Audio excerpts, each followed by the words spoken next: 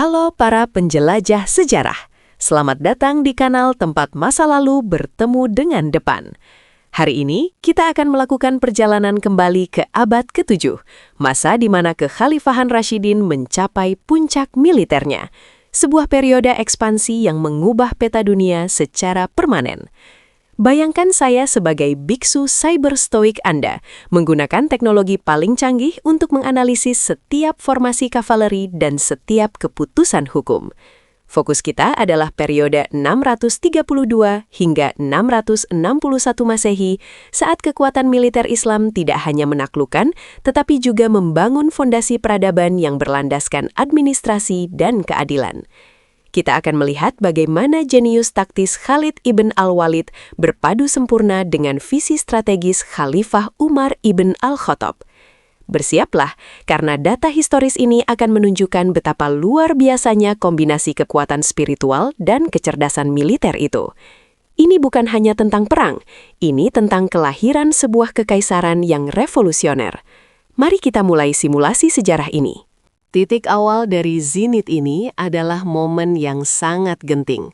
Setelah wafatnya Nabi Muhammad SAW, komunitas Islam menghadapi tantangan besar yang dikenal sebagai Perang Riddah atau Perang Apostasi.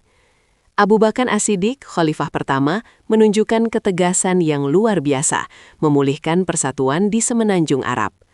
Kemenangan ini bukan hanya menjaga iman, tetapi juga menciptakan pasukan yang teruji dipersatukan oleh satu tujuan.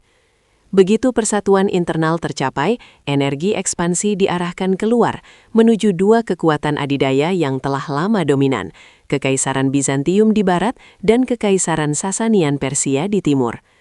Pada titik ini, tidak ada yang menyangka bahwa sekelompok kecil tentara yang baru bersatu ini akan mampu menumbangkan dua raksasa tersebut. Fondasi militer yang kuat dan terorganisir inilah yang menjadi landasan bagi gelombang penaklukan berikutnya, memicu kebutuhan akan komandan yang benar-benar legendaris. Dan komandan legendaris itu adalah Khalid ibn al-Walid, yang dijuluki Saifullah atau Pedang Allah. Kehebatan Khalid terletak pada mobilitas dan kecerdasan adaptifnya. Salah satu manuver paling mencengangkan yang pernah direkam sistem kami adalah perjalanannya yang legendaris melintasi gurun Syria dari Irak, sebuah rute yang dianggap tidak mungkin dilalui. Ini adalah taktik kejutan murni yang membuat Bizantium lengah. Khalid mengerti betul psikologi perang. Kecepatan adalah aset terbesarnya. Dia memimpin kavaleri ringan yang cepat, memungkinkan mereka untuk melakukan manuver yang mustahil bagi pasukan Bizantium yang lebih berat dan lambat. Kehadirannya di medan perang tidak hanya menaikkan moral pasukan Muslim, tetapi juga seringkali cukup untuk menghancurkan moral musuh. Kejeniusan ini segera diuji dalam pengepungan kota besar pertama di Levant. Penggepungan Damaskus pada tahun 634 Masehi adalah kemenangan simbolis yang menunjukkan kedatangan kekuatan baru. Damaskus, sebuah kota kuno dan strategis yang dikelilingi oleh tembok kuat, adalah jantung Bizantium di Levant. Khalid tidak menggunakan metode pengepungan tradisional yang panjang. Sebaliknya, dia menerapkan tekanan simultan dari berbagai sisi. Momen puncak terjadi saat Khalid memutuskan untuk menyerbu kota melalui gerbang timur pada malam hari, memanfaatkan perayaan lokal. Taktik shock and awe ini berhasil. Namun, yang lebih penting daripada penaklukan itu sendiri adalah kebijakan yang ditetapkan setelahnya. Khalid memberikan amnesti dan perjanjian damai yang adil kepada penduduk kota. Perjanjian Damaskus ini menetapkan standar baru tentang toleransi, memastikan bahwa gereja-gereja dan properti pribadi dihormati, asalkan penduduk membayar jizyah. Ini bukan hanya kemenangan militer, tapi juga kemenangan diplomasi dan keadilan yang akan dicontoh di penaklukan selanjutnya. Keputusan pertempuran di Timur Tengah datang 2 tahun kemudian di Yarmouk pada tahun 636 Masehi. Kekaisaran Bizantium menyadari bahaya yang akan datang, mengumpulkan pasukan besar-besaran, mungkin melebihi 100.000 tentara, melawan pasukan Muslim yang jauh lebih kecil. Medan pertempuran di lembah Yarmouk dipilih secara cerdik oleh Khalid. Dia memastikan bahwa punggung pasukannya terlindungi oleh jurang, membatasi manuver musuh. Di tengah panas terik dan badai debu, Khalid menunjukkan kejeniusannya dalam reorganisasi taktis, menggunakan kavaleri ringan sebagai kekuatan reserve yang dapat menghantam titik lemah musuh secara berulang. Yang paling heroik adalah peran batalion wanita yang secara aktif berpartisipasi, mendorong kembali tentara Muslim yang mundur. Kemenangan di Yarmuk benar-benar menghancurkan kehadiran Bizantium di Syria. Setelah Yarmuk, Bizantium tidak pernah lagi menjadi kekuatan dominan di Levant. Itu adalah pukulan telak yang memastikan Suriah, Yordania, dan Palestina kini terbuka untuk kekhalifahan. Tepat setelah kemenangan militer besar-besaran ini, terjadi pergeseran fokus yang sangat penting. Setelah wafatnya Abu Bakar, tampuk kekhalifahan beralih kepada Umar ibnu al-Khattab. Jika Khalid adalah pedang, Umar adalah arsitek kekaisaran. Di bawah Umar, strategi tidak hanya tentang penaklukan, tetapi juga tentang bagaimana mengelola kekaisaran yang baru lahir, yang membentang dari Mesir hingga Persia. Umar dikenal karena kesederhanaan dan dedikasinya pada keadilan sosial. Filosofi pemerintahannya adalah bahwa kekuasaan datang dengan tanggung jawab besar kepada rakyat, bahkan kepada musuh yang ditaklukkan. Dia mulai meletakkan dasar bagi sistem hukum dan administrasi yang revolusioner.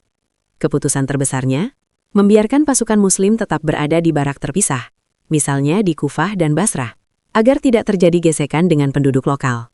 Ini adalah strategi yang visioner, memastikan stabilitas jangka panjang. Namun, sebelum administrasi ini sempurna, masih ada satu kekuatan adidaya yang harus dihadapi, Kekaisaran Sasanian Persia. Front Timur adalah medan yang jauh berbeda dan jauh lebih menantang. Kekaisaran Sasanian Persia adalah entitas yang lebih tua, lebih kaya, dan memiliki militer yang lebih terorganisir, termasuk gajah perang yang menakutkan. Pertempuran yang menentukan di front ini adalah pertempuran Qadisiyah pada tahun 636 Masehi. Dipimpin oleh Sa'ad ibnu Abi Waqqas, pasukan Muslim menghadapi tantangan besar, termasuk gajah-gajah yang membuat kuda-kuda mereka panik. Pertempuran ini berlangsung selama 4 hari yang brutal. Di tengah kekacauan, Sa'ad menggunakan taktik untuk menargetkan mata dan belalai gajah, secara efektif menetralkan ancaman terbesar Persia.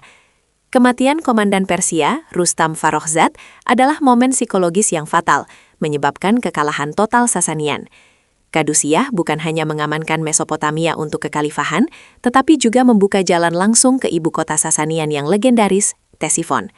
Kekuatan Persia yang dominan selama ratusan tahun kini hancur lebur.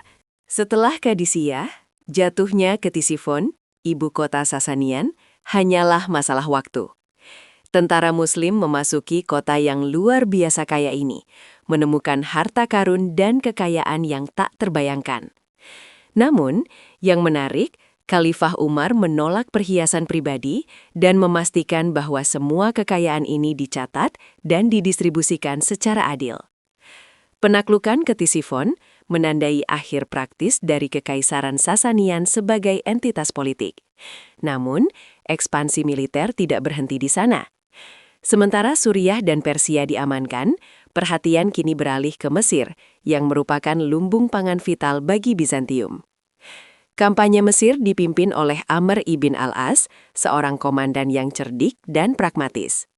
Meskipun Bizantium masih memiliki benteng-benteng kuat di sana, Mesir ditaklukkan dengan kecepatan luar biasa.